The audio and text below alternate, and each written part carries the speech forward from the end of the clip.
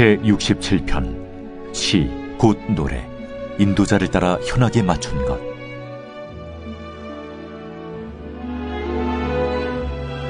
하나님은 우리에게 은혜를 베푸사 복을 주시고 그의 얼굴빛을 우리에게 비추사 주의 도를 땅 위에 주의 구원을 모든 나라에게 알리소서. 하나님이여, 민족들이 주를 찬송하게 하시며 모든 민족들이 주를 찬송하게 하소서. 온 백성은 기쁘고 즐겁게 노래할지니 주는 민족들을 공평히 심판하시며 땅 위의 나라들을 다스리실 것임이니이다. 하나님이여, 민족들이 주를 찬송하게 하시며 모든 민족으로 주를 찬송하게 하소서. 땅이 그의 소산을 내어주었으니 하나님, 곧 우리 하나님이 우리에게 복을 주시리로다. 하나님이 우리에게 복을 주시리니 땅의 모든 끝이 하나님을 경외하리로다.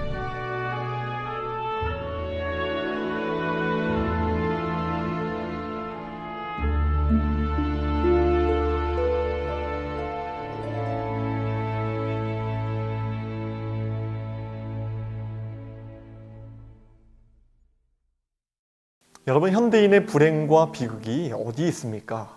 목적을 잃어버린 데 있습니다.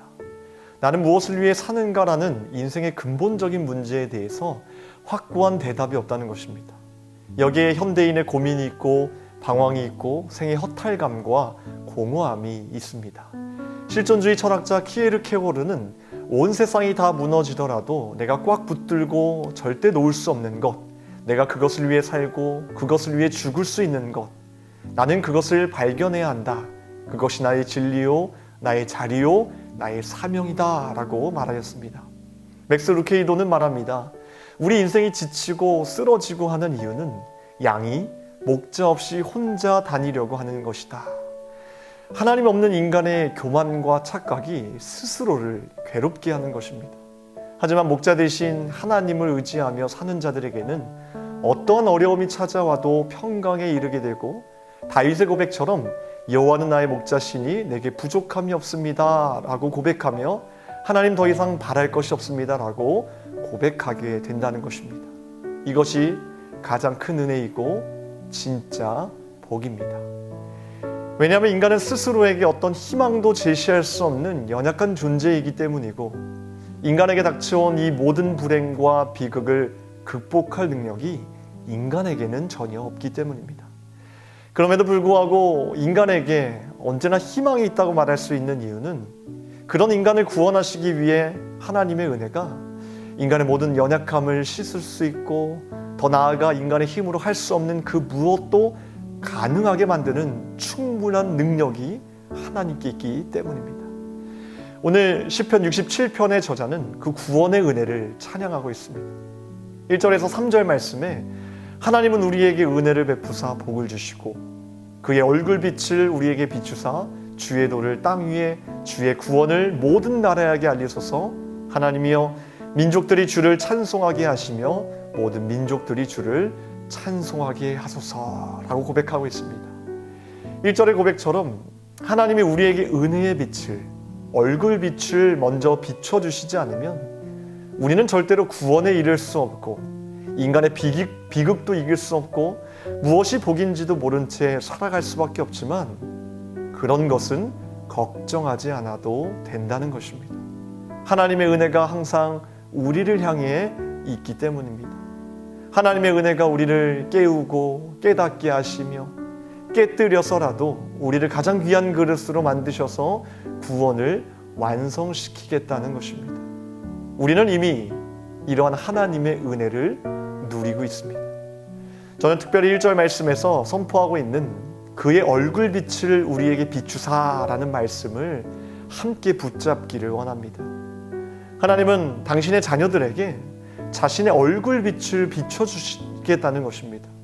우리가 매일 아침에 일어나서 이를 닦고 또 얼굴을 씻고 하는 것도 중요하지만 사실 우리에게 가장 필요한 것은 아침마다 내 얼굴을 바라보면서 이미 비춰주신 그 하나님의 형상을 우리 안에 다시 회복시키는 것이 더 중요하다고 생각합니다. 새벽마다 스스로 질문하며 기도하는 것입니다. 내 마음에 하나님의 형상인 기쁨과 감사가 있는지, 그로 인해 내 얼굴에는 하나님의 환한 형상이 드러나고 있는지를 생각해보고 점검해봐야 된다는 것입니다. 사도 바울은 고린도후서 4장 6절 말씀에서 이렇게 말합니다. 어두운 데에 빛이 비추라 말씀하셨던 그 하나님께서 예수 그리스도의 얼굴에 있는 하나님의 영광을 아는 빛을 우리 마음에 비추셨느니라. 하나님의 영광을 아는 빛을 우리 마음에 비추셨다는 것입니다.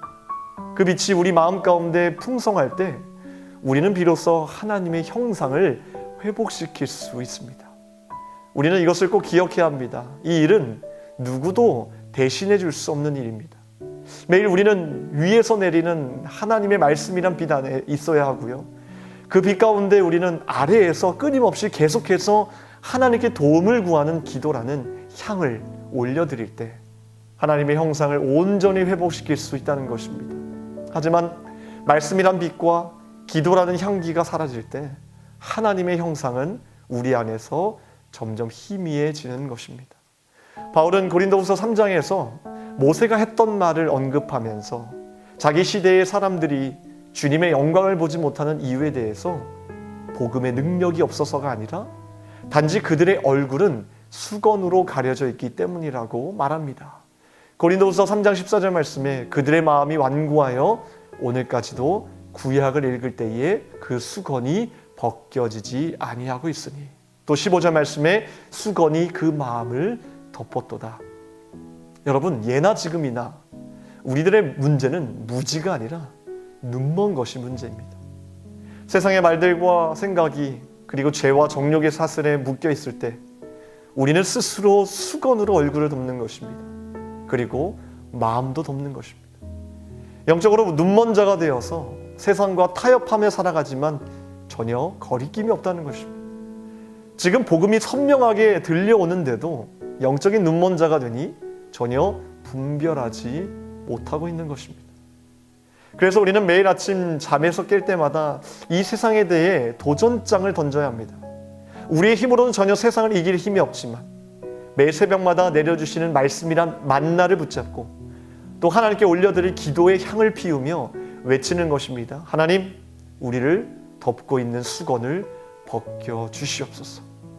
이때 하나님은 저와 여러분들에게 이렇게 말씀하실 겁니다. 고린도후서 3장 16절 말씀에 언제든지 주께로 돌아가면 그 수건이 벗겨지리라. 또 고린도후서 3장 17절 말씀에 주는 영이시니 주의 영이 계신 곳에는 자유가 있느니라. 아멘. 사랑하는 성도 여러분, 참된 자유를 주시는 예수님께서 여러분들 바로 옆에 계시기 때문에 우리는 매일 하나님의 형상으로 내 자신을 회복시킬 수 있습니다. 오늘도 이러한 은혜 속에서 감사하며 기뻐하며 살아가기를 주님의 이름으로 축원합니다. 기도하겠습니다. 하나님, 주님의 형상으로 우리를 다시 세워주시고 깨워주시옵소서. 하나님, 수건으로 우리의 얼굴을 가리고 있지는 않는지 우리가 돌아보기를 원합니다.